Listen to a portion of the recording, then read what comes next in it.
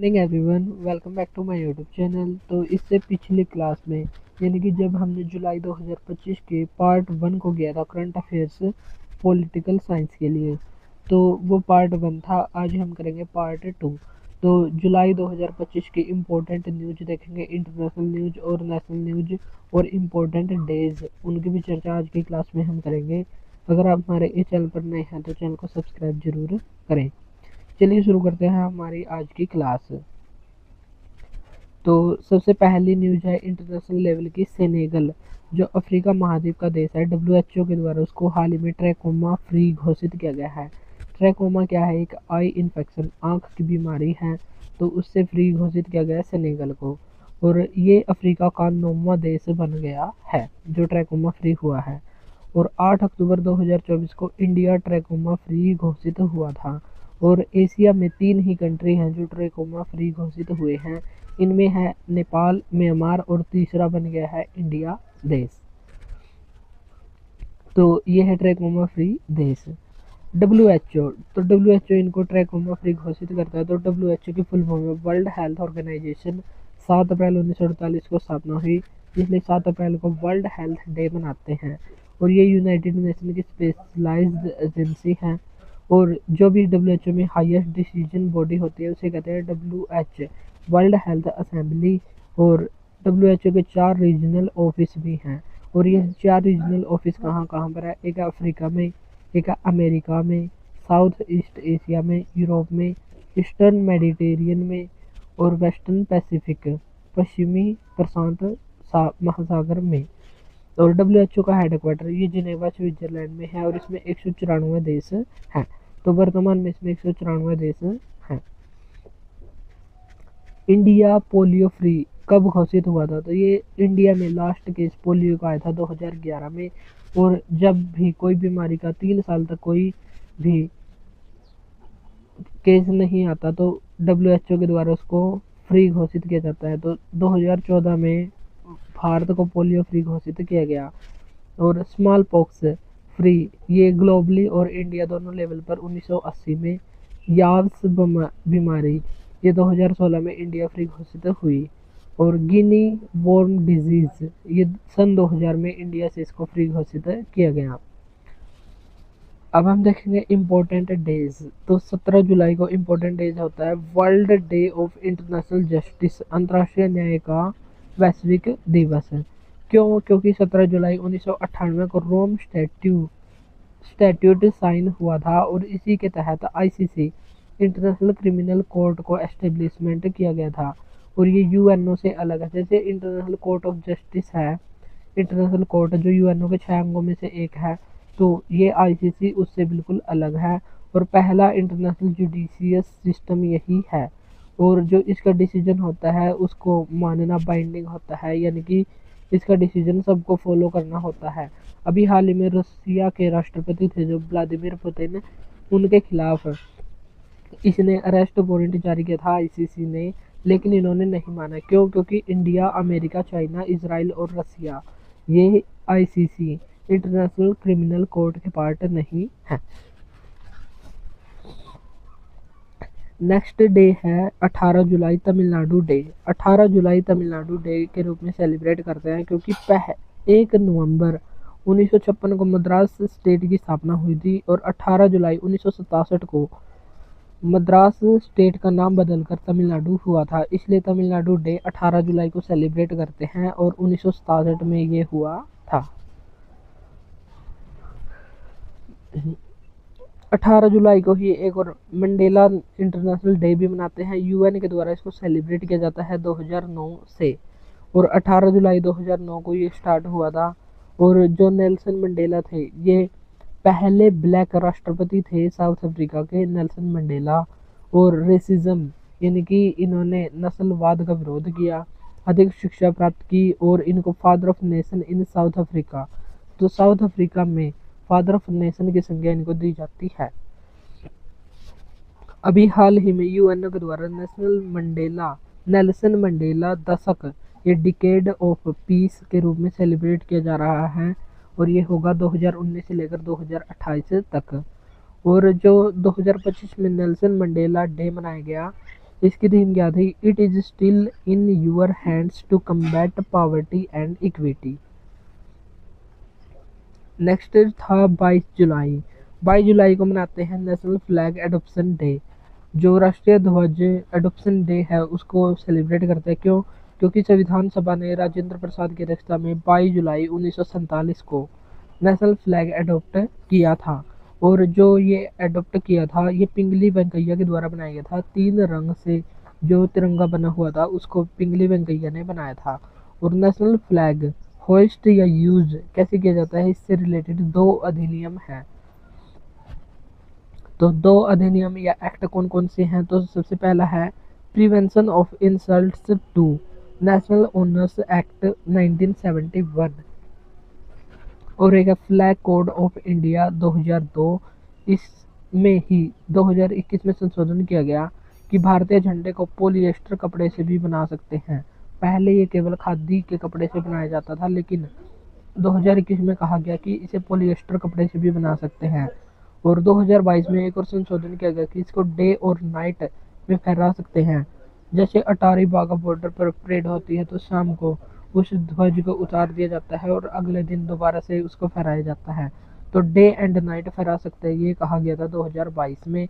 और पहले रात में इसको उतार देते थे, लेकिन अब रात में इसको फहरा सकते हैं। तो 2022 में code of flag code of India 2002 में संशोधन हुआ था। और जो राष्ट्रीय ध्वज है उसकी हाइट और विड्थ का अनुपात ये 3:2 होता है। एक और इंटरनेशनल न्यूज है टी और एफ। टी और एफ का मतलब है द रेसिस्टेंस फ्रंट।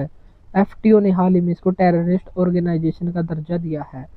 और एफटीओ का मतलब होता है फॉरेन टेररिस्ट ऑर्गेनाइजेशन। और अमेरिका और इंडिया के संबंध मजबूत करना इसका मुख्य उद्देश्य है, क्योंकि ये अमेरिका का एक संगठन है जो ग्लोबली लेवल पर जो टेररिस्ट ऑर्गेनाइजेशन है उनको मान्यता देता है या उनको दर्जा देता है। और हाल ही में जो इंडिया में पहलगाम अटैक हुआ था तो उसकी जिम्मेवारी टीआरएफ ने ली थी। और अमेरिका ने टीआरएफ को हाल ही में टेररिस्ट ऑर्गेनाइजेशन का दर्जा दे दिया है, जिससे इंडिया और अमेरिका के जो संबंध है उनको मजबूती मिलेगी। और जो ये टीआरएफ है ये अस्तित्व में कब आया था? 370 धारा 370 के एब्रोगेशन यानी कि जब इसको हटाया गया था तो उसके बाद ये बना था। और लश्कर ए तैयबा का ही ये एक भाग है जो जिसका नाम है टीआरएफ। और पहलगाम टेरर अटैक की जिम्मेदारी टीआरएफ ने ही ली थी, इसलिए अमेरिका ने इसको टेररिस्ट ऑर्गेनाइजेशन का दर्जा दे दिया। अब हम देखेंगे नेशनल न्यूज जो जुलाई 2025 की है वो अटल इनोवेशन मिशन AIM, इसको शॉर्ट फॉर्म में लिखा जा सकता है AIM यानी कि अटल innovation mission.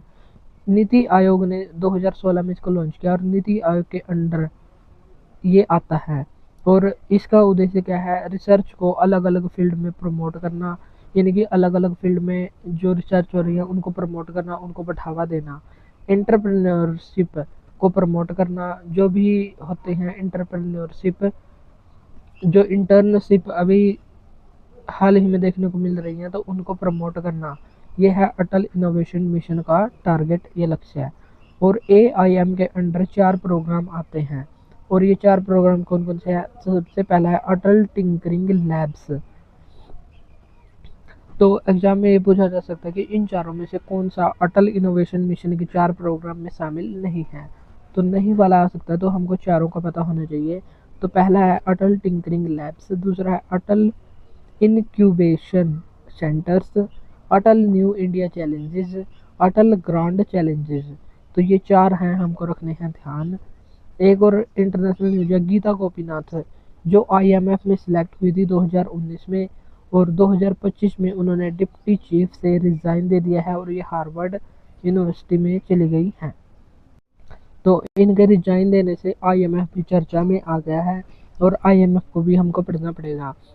IMF international monetary fund 1944 में ब्रेटन वुड्स सम्मेलन हुआ था, तो इसमें इसकी स्थापना हुई। एक तो हुई थी वर्ल्ड बैंक की और एक हुई थी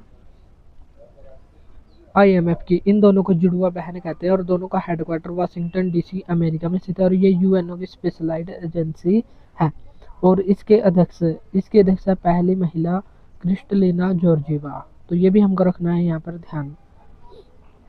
एक और इम्पोर्टेंट न्यूज है, impeachment of justice Yashwant Verma, जो इलाहाबाद हाई कोर्ट के न्यायाधीश थे, उन पर हाल ही में इम्पीचमेंट का मामला आया है। ये आया था जुलाई 2025 में।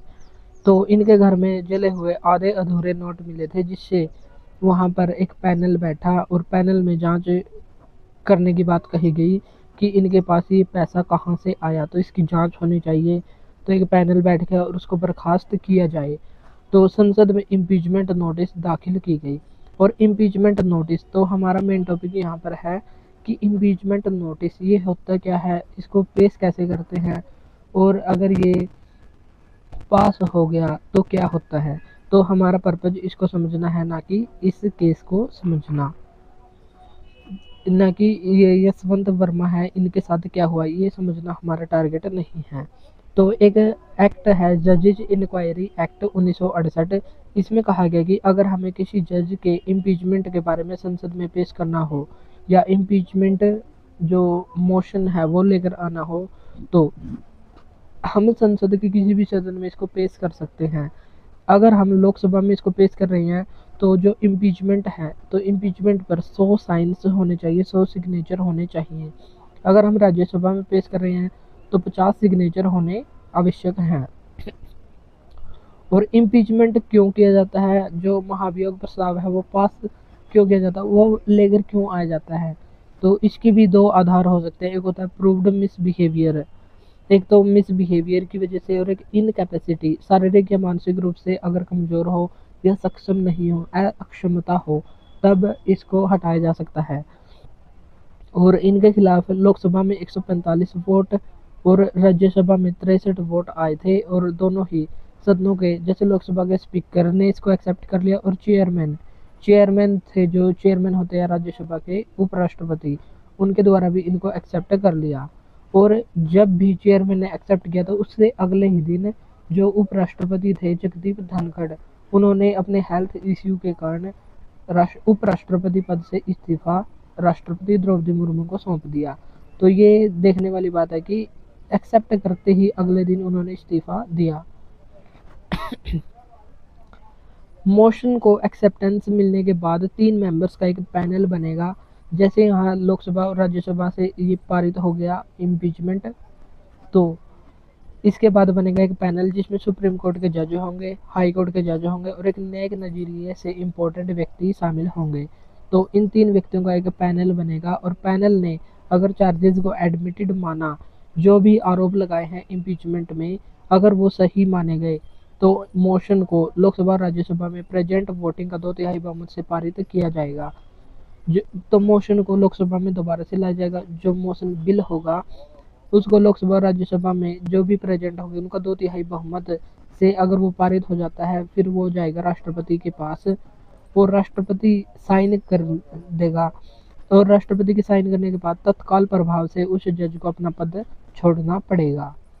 तो ये होता है इम्पीचमेंट। तो इम्पीचमेंट या महाभियोग ऐसे होता है। और जो सुप्रीम कोर्ट के जज है उनका रिमूवल या उनको हटाना ये अनुच्छेद 124 में है, और हाई कोर्ट के जजेस को हटाना ये अनुच्छेद 217 में है। इससे पहले भी 2 बार इम्पीचमेंट मोशन इंट्रोड्यूस हो चुका है। तो ये पहली बार नहीं कि 2025 में हुआ, इससे 2 बार पहले भी हो चुका है। एक होता जस्टिस वी रामास्वामी 1993 में थे, और इनके खिलाफ इम्पीचमेंट मोशन पास होने से पहले ही इन्होंने इस्तीफा दे दिया। तो ये वहाँ पर ही निपट गया मामला। और जस्टिस सौमित्र सेन 2011 में भी आया था, लोकसभा में बहुमत ना मिला। तो लोकसभा में बहुमत ना मिला। और एक बात हमको नोट रखने की, अभी तक कोई भी ऐसा जज नहीं है जो इम्पीच हुए हों, यानी कि महाभियोग प्रस्ताव से जिनको हटाया गया हो, ऐसा कोई भी न्यायाधीश अब तक नहीं है। और इसके साथ ही एक और इम्पोर्टेंट न्यूज है, resignation of vice president of India, यानी कि उपराष्ट्रपति का त्याग पत्र। मोशन एडमिट करने के नेक्स्ट डे ही हेल्थ इश्यूज कहकर जगदीप धनखड़ ने इस्तीफा दिया। और इनका कार्यकाल होने वाला था 2022 से लेकर 2027 तक। और ये दूसरे हाईएस्ट अथॉरिटी ऑफ इंडिया है उपराष्ट्रपति, और पहले हाईएस्ट अथॉरिटी ऑफ इंडिया ये होते हैं राष्ट्रपति। तो हमारे लिए ये इम्पोर्टेंट है कि जो उपराष्ट्रपति अपना त्याग पत्र देता है किस आर्टिकल के तहत देता है, तो आर्टिकल 67 के पार्ट ए के तहत उपराष्ट्रपति ने राष्ट्रपति को इस्तीफा सौंपा। और इनसे पहले 2 ऐसे उपराष्ट्रपति भी हैं जो इस्तीफा सौंप चुके हैं। तो ये 2 उपराष्ट्रपति भी हमारे लिए काफ़ी इम्पोर्टेंट है। तो सबसे पहले थे वी गिरी, जो 1969 में जिन्होंने इस्तीफा दिया था। और इन्होंने इस्तीफा क्यों दिया था, क्योंकि जाकिर हुसैन जो राष्ट्रपति थे उनकी आकस्मिक मृत्यु हो गई थी, तो उन्होंने राष्ट्रपति पद का चुनाव लड़ने के लिए इस्तीफा दिया था उपराष्ट्रपति पद से। दूसरे उपराष्ट्रपति थे आर वेंकटरमन, जिन्होंने 1987 में दिया था इस्तीफा। और जो राष्ट्रपति चुनाव लड़ने के लिए इन्होंने ये इस्तीफा दिया था और बाद में ये राष्ट्रपति भी बन गए थे। लेकिन जो जगदीप धनखड़ ने इस्तीफा दिया है हेल्थ इश्यू का, ये पहली बार ऐसा किसी ने कारण बताकर इस्तीफा दिया है। अगले 6 महीने में नेक्स्ट उपराष्ट्रपति का चुनाव हो जाना चाहिए, ऐसा प्रावधान किया गया है। और जो भी नया उपराष्ट्रपति चुना जाएगा, जैसे अब चुने जा चुके हैं CP राधाकृष्णन, तो CP राधाकृष्णन का चुनाव जो हुआ है तो उनका कार्यकाल 5 वर्ष का होगा, फ्रेश कार्यकाल इनका रहेगा। और जो उपराष्ट्रपति का चुनाव उसमें लोकसभा राज्यसभा के सभी सदस्य इलेक्टेड और नॉमिनेटेड ये शामिल होते हैं। अब है एक और इम्पोर्टेंट न्यूज, जो आज़ादी का अमृत काल चल रहा है। अमृत काल का मतलब है कि आज़ादी के 75 साल से लेकर आज़ादी के 100 सालों तक के बीच का जो सफ़र है, यानी कि 2047 तक का सफ़र, 2023 से 2047 तक का, तो इसको मना रहे हैं हम आज़ादी का अमृत काल। तो इसमें भारतीयों को 5 प्रण लेने चाहिए, जिन्हें कहा गया पंच प्रण।